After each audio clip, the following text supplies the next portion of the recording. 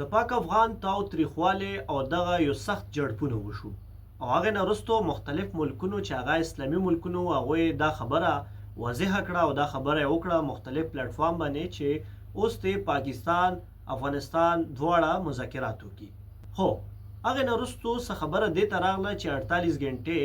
دغه سیز فایر وشو، یعنی جنګبندي وشوه. دغه د سیز فایر 48 غنټې نن پوره کېدونکي دي او میا شهباز شریف صاحب یو اهم اجلاس طلب کړی دی او دغه اجلاس کې به د مهاجرینو په حقله او دغه جنگ په حقله د پاک افغان پولو او مختلف حالاتو باندې به خبرې کوي او په دغه اجلاس کې به یو اهم فیصلې کیږي. په دغه اجلاس کې به وزیر اعلی خیبر پختونخوا، وزیر اعلی بلوچستان، وزیر اعلی سند، وزیر اعلی پنجاب او دینه علاوه وزیر اعلی ګلګت بلتستان، دینه علاوه اهم شخصیت هغه به د آزاد جموں کشمیر وزیر اعظم هم په دې اجلاس کې کینی